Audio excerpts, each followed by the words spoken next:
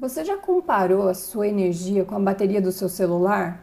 Você consegue acordar pela manhã e tá com a carga cheia? Esse seria o ideal. Mas eu acho que muita gente fica com a carga pela metade ou até menos do que isso.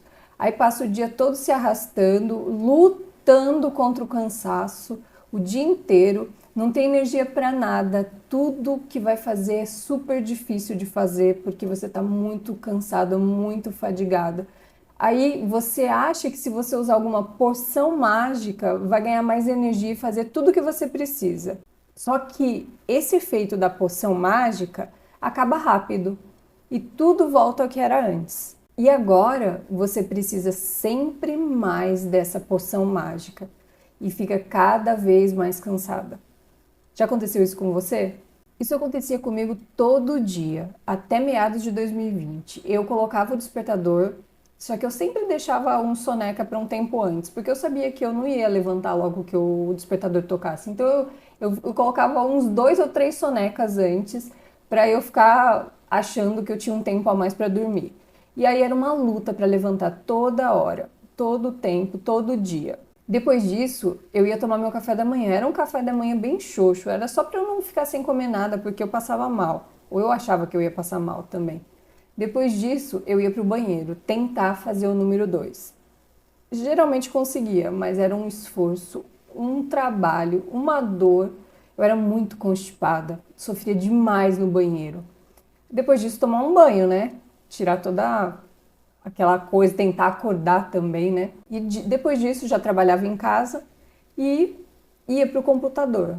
Aí era uma luta para ficar acordada e focada no que eu precisava fazer. Aí na metade da manhã eu fazia um lanchinho. Era um lanchinho para tentar ficar mais focada também, né? Sabe? Você come alguma coisa para te dar uma energia, para você ficar acordado, para você conseguir se concentrar no que você está fazendo. Depois disso volta para a luta. Ou comia na frente do computador mesmo. E fica naquela dificuldade, tentando se manter focado, quase apagando, e era assim o tempo todo até a hora do almoço. E aí você almoça. E o que tem que ter no almoço? Sobremesa. Não podia faltar uma sobremesa, um docinho ou mais de um. Era bem constante nessa época. E era para eu tentar ficar acordada, porque depois do almoço dá aquela baqueada, né? A gente fica mais desanimado, sem energia. E aí você precisa de um docinho para ficar acordado, né? Mas essa batalha sempre estava perdida. Era muito difícil ficar acordada, sem sentir sono, falta de energia, falta de disposição, aquele cansaço o tempo todo, principalmente depois do almoço. E aí vem o lanche da tarde. O lanche da tarde também, dá aquela animada, vamos comer alguma coisa para dar aquela energia. Que tal um docinho também, para dar aquela despertada?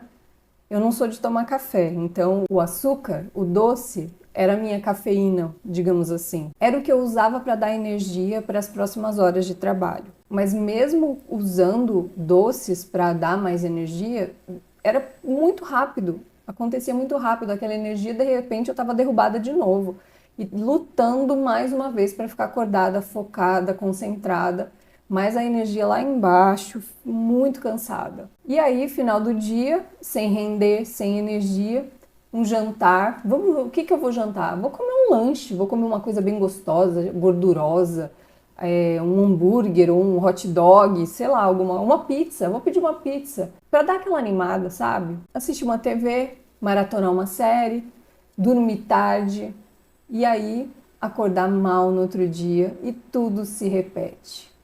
E você precisa de mais e mais e mais dessas doses de poção mágica, que para mim era o açúcar. Eu estava usando o doce como se fosse a minha poção mágica para me dar energia. E ela realmente funcionava.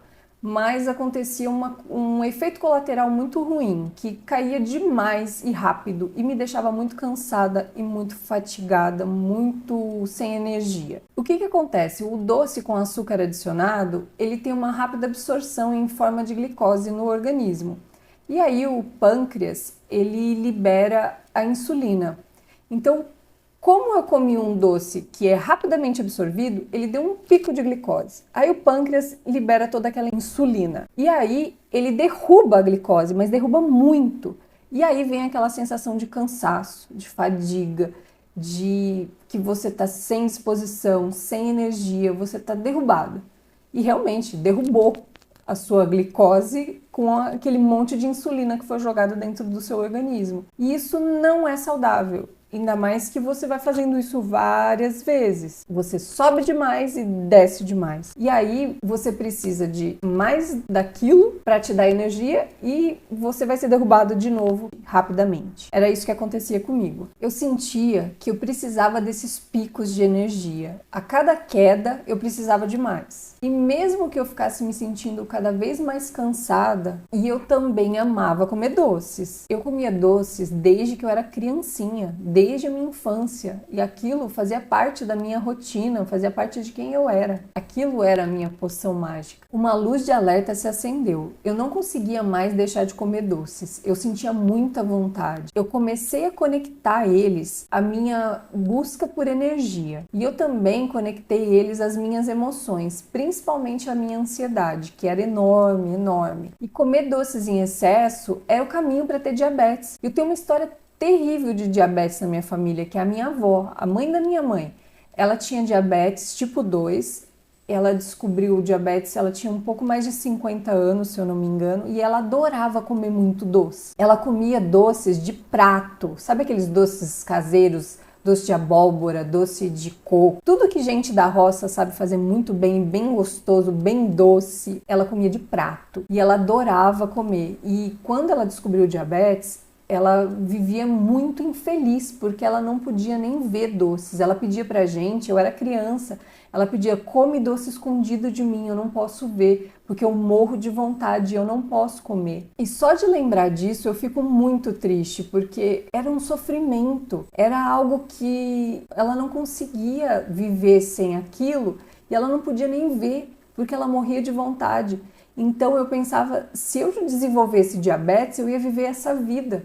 Eu ia viver com vontade de comer algo que eu não podia. Isso era uma coisa muito forte dentro de mim. Ter visto a minha avó com diabetes, vivido, porque eu vivia na casa dela, me marcou demais. E então, aquela vida de sofrimento, porque ela gostava muito de doces e ela não podia comer. E eu não queria isso pra mim. Isso é uma das coisas que mais me assustava. E eu adorava comer muito doce. Eu tinha muito medo de traçar o mesmo caminho que a minha avó. E eu sabia que eu estava nessa trajetória. Eu comia muito doce. E o meu maior medo era de ter que parar de comer doces por obrigação e passar vontade e sofrer por isso. Mas eu percebi que havia um problema ainda maior. Eu estava vivendo um ciclo vicioso. Eu sempre queria mais. Eu não conseguia ter forças para lutar contra essa vontade de comer doce, sabe?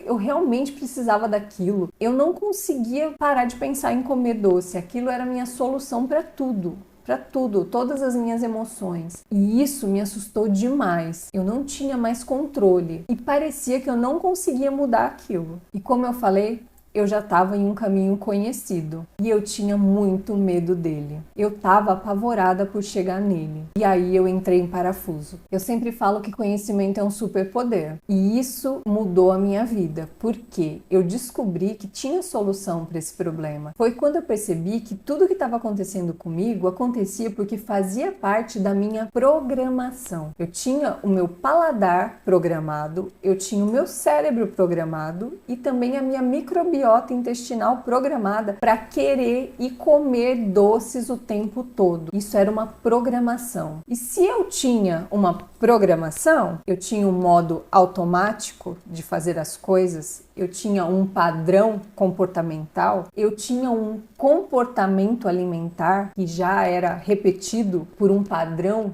um modo automático há anos, eu descobri que eu poderia usar o superpoder do conhecimento a meu favor. E eu só precisava aprender a reprogramar a minha máquina. Eu chamo de máquina meu corpo e meu cérebro. E essa reprogramação deu tão certo que hoje eu me levanto de carga cheia, todo dia 100% da bateria. E eu tenho uma energia muito grande durante o dia. Eu não me sinto cansado antes da hora, só na hora que precisa mesmo dormir para repor as energias para o próximo dia. E eu consigo ter energia e disposição para o que eu preciso fazer durante o dia. E eu parei de precisar comer doces e eu parei de comer as minhas emoções. E eu não sofro se eu vejo doces. Isso é o mais incrível de tudo. Eu não tenho aquele problema que a minha avó tinha, que precisava que a gente comesse escondido dela, porque senão ela ficava com vontade.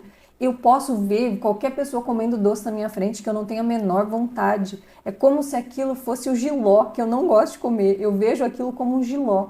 Pode vir um pudim, pode vir um chocolate ao leite branco que eu adorava, um sorvete de flocos que eu amava. Pra mim é tudo jiló. Eu não gosto de jiló. Não faz mais sentido pra mim. E eu acho isso tão fantástico. Eu acho que quem pudesse ter essa mesma reprogramação que eu tive ia viver como se tivesse uma liberdade fantástica, porque eu não estou mais presa nas minhas vontades. Eu estou livre, eu me sinto livre, sem um peso nas minhas costas. E se você quiser saber como que eu fiz toda essa minha reprogramação, eu contei ela todinha por escrito em um e-book e eu deixei o link dele aqui na descrição para você.